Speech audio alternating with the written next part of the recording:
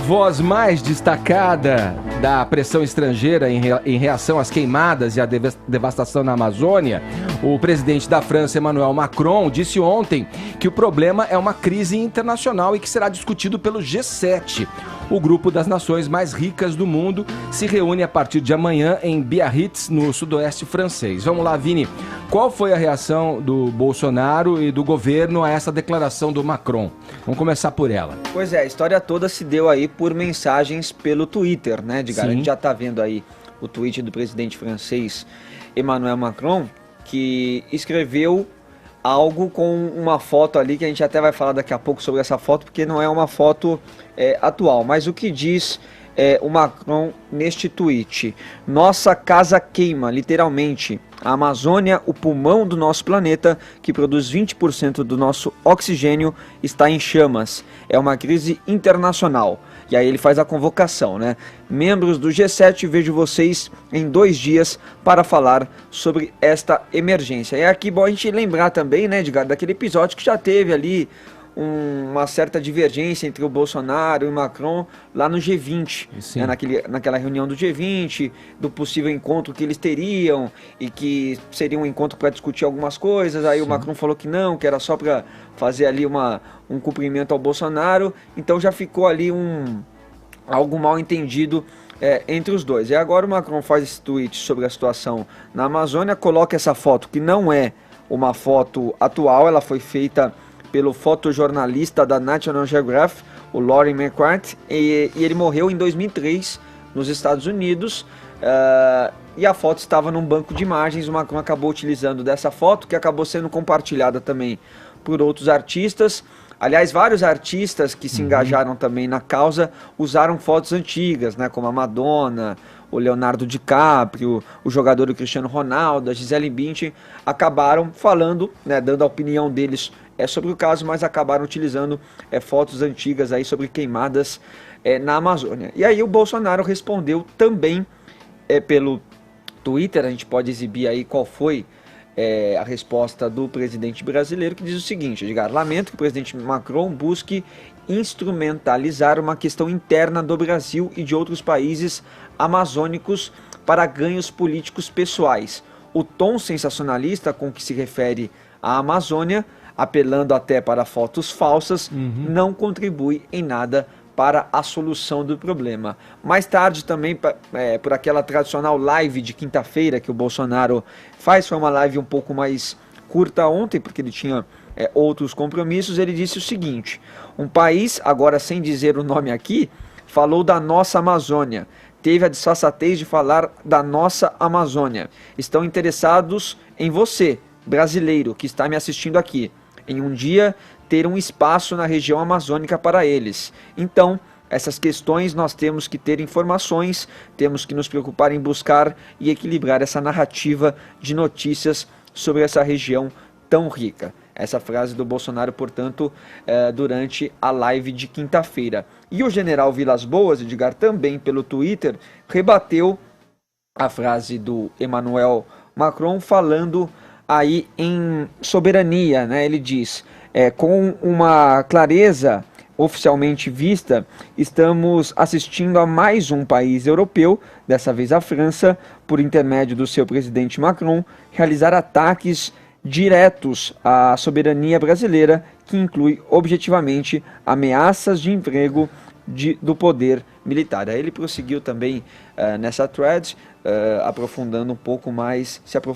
um pouco mais aí sobre o tema, mas também rebatendo aí as falas do Emmanuel Macron, diga. Tem também uma grande saia justa, porque o nosso talvez provável futuro embaixador deu um show de diplomacia ontem. O Eduardo Bolsonaro tweetou um vídeo sobre o presidente francês, basicamente um vídeo que estava coberto com a taja idiota, idiota, idiota.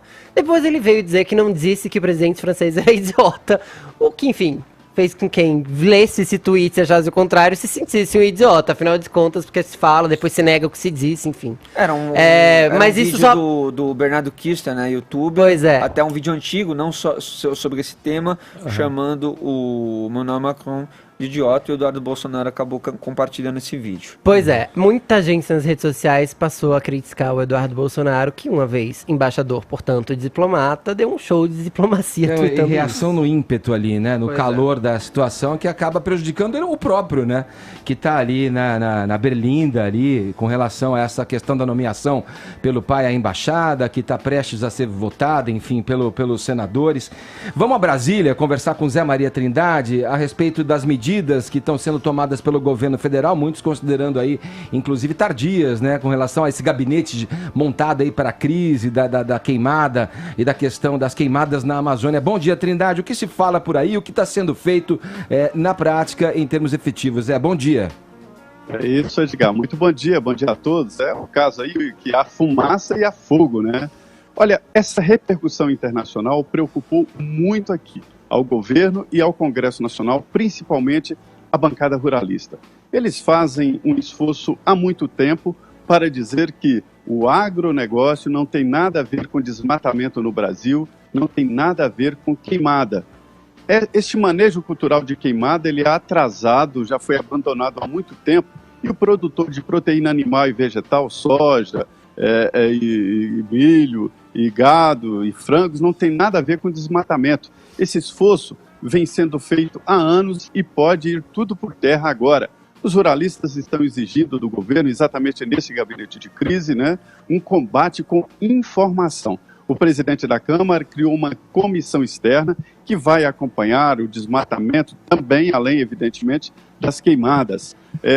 O grupo central do agronegócio diz que a postura do governo Bolsonaro e o discurso do presidente é que levou pessoas a desmatarem e a colocarem fogo. Primeiro o desmatamento, isso é sempre assim. Primeiro o desmatamento, depois o fogo. Não houve mudança de um artigo de lei. O Brasil não mudou nada, só mudou mesmo o discurso. E aí dizem os representantes do agronegócio, pessoas desavisadas entendem que o presidente Jair Bolsonaro poderia acabar acobertando esse tipo de crime previsto em lei. Então, há um trabalho muito intenso agora para formar interlocutores e mostrar, isso é uma empreitada difícil, né?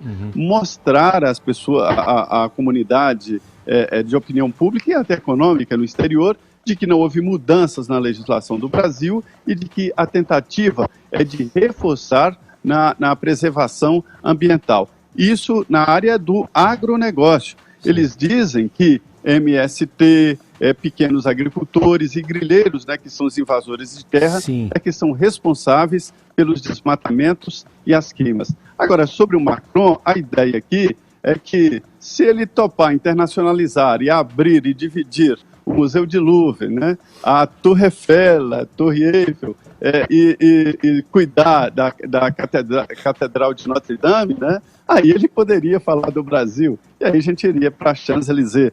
Antes, Edgar, de internacionalizar qualquer espaço, tem que se internacionalizar o ser humano. E o país que fala, a França, né, rejeita e não aceita pessoas vindas de outros países e tal para morar na França. É muito fácil falar de longe, né? Sim, Zé. É uma questão que envolve vários pontos de vista e de vários ângulos diferentes observar essa situação, né? Porque tem, obviamente, primeiramente, a questão da soberania do país, do Brasil, que tem a maior parte dessa floresta que é a mais importante do planeta Terra, e daí o interesse, claro, internacional, né? O que se observa em termos de política externa é que talvez o governo Bolsonaro seja muito mais simpático ao que vem, no caso, em alinhamentos com os Estados Unidos, do que um país que possa aventar qualquer possibilidade em criticar, né, as políticas e os direcionamentos nesse setor do meio ambiente. E está intrinsecamente ligado a essa questão que você colocou, que eu acho que é importante, Zé. E eu vou destacar da entrevista que o deputado Rodrigo Agostinho, do PSB, concedeu ao Jornal da Manhã aqui da Jovem Pan. Ele que é integrante da Comissão de Meio Ambiente da Câmara dos Deputados, fala exatamente isso da grilagem. a grilagem de terra, que é essa apropriação indevida, obviamente, de terras da União, e depois a possibilidade de se esquentar, com o perdão do termo, até foi se falar em queimada, né? Mas esquentar essa documentação para que essas terras possam ser, no futuro ali, servir como um negócio para os próprios grileiros. Aí quem compraria essas terras que vem aí a questão, né? Poderia estar muito mais associado ao agronegócio mesmo, a quem quer expandir e tal. Mas vou passar a palavra para o Caio agora, com relação a esse ponto da nossa pauta aqui, que é a reação de líderes mundiais entrarem nessa discussão, né? O Bolsonaro vê as críticas ao seu governo se expandirem, como a gente falou aqui já, o Vini falou, o Zé Maria corroborou com a sua participação aqui, e essas críticas vão expandindo as fronteiras brasileiras. Caio, qual que é, a seu ver, a postura que o governo deve adotar? Porque se fala em, inclusive, boicote, retaliação com relação aos produtos brasileiros. Mas é exatamente isso. Aqui é muito importante a gente sair do micro e focar no macro. Então eu peço, inclusive, licença para um comentário mais longo, porque é o seguinte, vamos falar de pós-verdade, né? Pós-verdade é aquele conceito de comunicação, da comunicação contemporânea, que exprime a ideia de que na transmissão de uma mensagem, a realidade dos fatos, ela importa menos do que o seu apelo emocional. Portanto, segundo a pós-verdade, a opinião pública, ela vai se moldar mais pela emoção do que pela razão. Sentimentos e sensações importam mais do que números e dados. Portanto, aqui nós estamos diante de um terreno fértil para a construção de narrativas falaciosas, especialmente por repetição e especialmente usando como instrumento de disseminação, de reverberação social, o comportamento de manada e a sua tendência natural à histeria e ao pânico. Tudo isso é potencializado pelas redes sociais, como a gente viu no caso de uma foto equivocada, uma foto aí completamente intempestiva do presidente sendo reverberada, inclusive, por pessoas públicas. A questão amazônica ela é um caso emblemático do uso da pós-verdade na manipulação da opinião pública. Eu, pessoalmente, me recuso a atuar aí como uma caixa de ressonância para essa narrativa que quer destruir a reputação do Brasil. Por isso eu separei aqui 10 fatos elementares para baixar um pouco o tom da polêmica. Primeira coisa, a Amazônia ela não era virgem até 2019. Desmatamento e queimadas elas fazem parte da história recente da região. O Brasil preservou e preserva muito mais da sua vegetação nativa do que as outras economias desenvolvidas no mundo. Os dados são claros. Aqui nós temos 2/3 da vegetação nativa preservada, 66%. A União Europeia só 25%, a China 17% e os Estados Unidos 14%. Terceiro ponto, a legislação brasileira, com seu novo Código Florestal, ela tem viés progressista e ambientalista. Foi aprovada num governo de esquerda e teve como principal arquiteto, um político filiado ao Partido Comunista do Brasil. Quarto ponto, o agronegócio brasileiro de alto impacto, aquele para exportação, certo? Ele se caracteriza pelo quê? Pela tecnologia, pela produtividade, pela sustentabilidade. Para ilustrar um pouco o que o Zé Maria já trouxe para a gente, em 10 anos, as áreas de pastagem diminuíram 20%, só que a produção de carne cresceu 120%. Na produção de grãos e óleos vegetais, em 3 décadas, o ganho de produtividade foi de 2,5 vezes. Certo? Quinto ponto, a queimada como método de limpeza de terreno, como bem observou o Zé Maria Trindade, é um comportamento arcaico de pequenos produtores e de fraudadores também, de grileiros, de movimentos ilegais de ocupação de terra. Sexto ponto, queimadas naturais, elas são mais comuns nessa época do ano. Sétimo ponto, as condições climáticas, que são circunstâncias de força maior, são o principal fator para potencializar a queimada. Então, assim... E ainda, esse é um 8º ponto, ainda que essas queimadas elas fossem antropogênicas, ou seja, geradas a partir da ação humana, certamente elas não são coordenadas, elas não são nem estimuladas por políticas públicas do governo federal, não tem nada a ver. Nono ponto, também é razoavelmente impossível num país deficitário, que não garante segurança das suas fronteiras, que não garante segurança à vida dos seus próprios cidadãos, é impossível monitorar e punir todos aqueles que agridem o meio ambiente, embora esse seja o objetivo, esse seja o ideal. E aí tem um ponto que é engraçado, é uma pauta de ontem, mas quanto às partículas em suspensão, né, viajando por correntes aéreas, 27 milhões de toneladas por ano viajam do deserto do Saara, atravessam o Oceano Atlântico e caem na Amazônia. Inclusive, é um fertilizante. Portanto, a fuligem que cobriu São Paulo, embora ela não fosse amazônica, ela poderia muito bem ser. E isso altera a nossa percepção emocional do fato, a percepção emocional em relação ao desmatamento, mas isso não pode alterar a realidade, a análise objetiva dos dados que são aí colocados. O Jorge Pontual, ontem na Globo News, ele relatou o clima de histeria promovido pela grande mídia americana e europeia sobre o tema.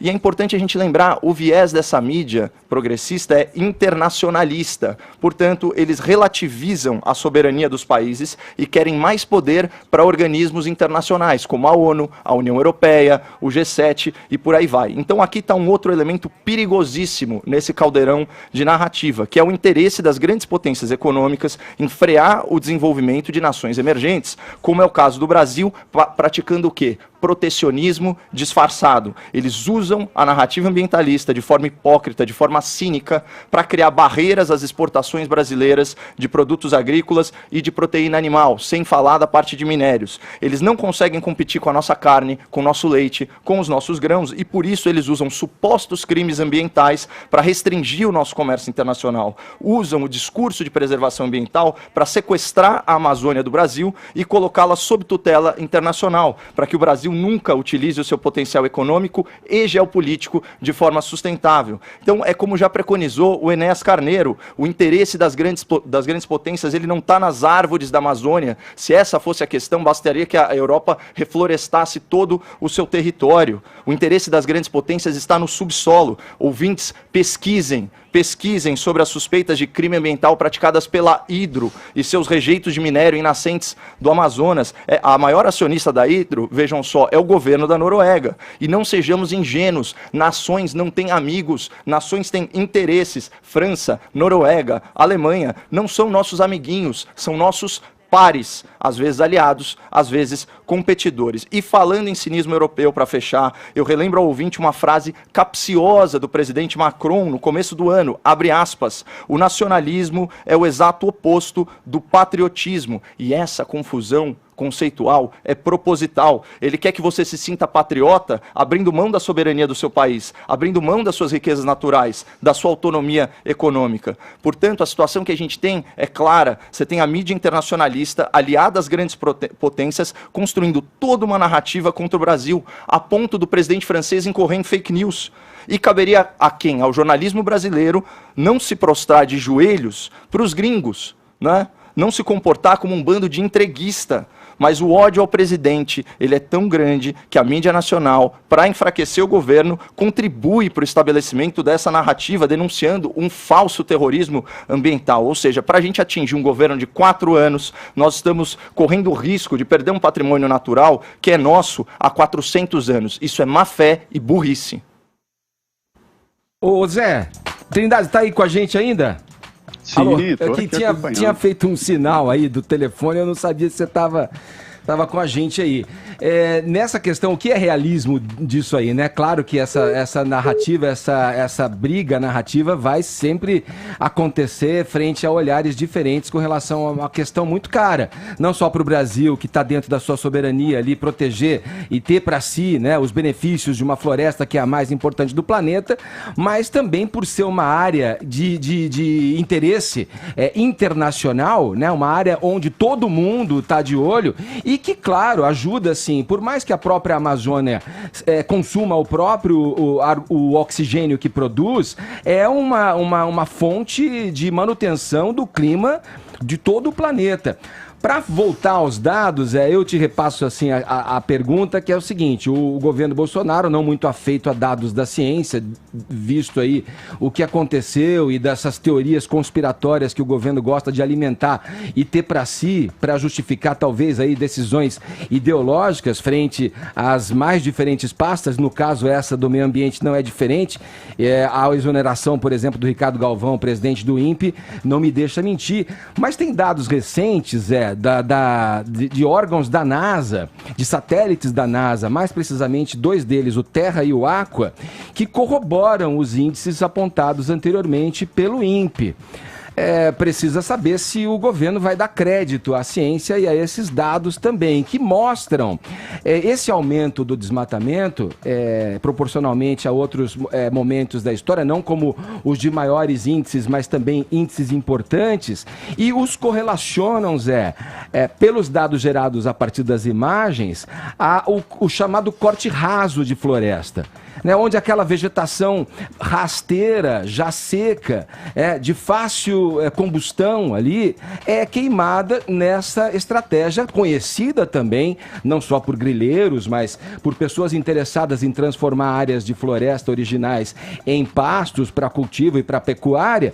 E esses dados deste centro que trabalha com a NASA, de ciências biosféricas, chamado Goddard, de voo espacial da NASA, mostram os dados muito correlatos aos dados apresentados pelo INPE e colocam essa área de queima, os focos onde o calor é detectado pelo satélite, no cinturão pecuário, diferentemente das áreas onde o pasto é queimado, nessa técnica arcaica que você mencionou, Zé, para limpeza de pasto, para replantio, para uma nova safra. Quer dizer, é uma área que não está sendo queimada em regiões onde pode-se entender que elas são feitas para o plantio de outras safras, para a queima do próprio bagaço, como é o caso de soja, como é o caso da cana-de-açúcar. Quer dizer, é uma batalha, um jogo de interesses que está aí, mas nós temos uma realidade irrefutável à nossa frente, né? O que está sendo feito e o que vai ser feito em termos práticos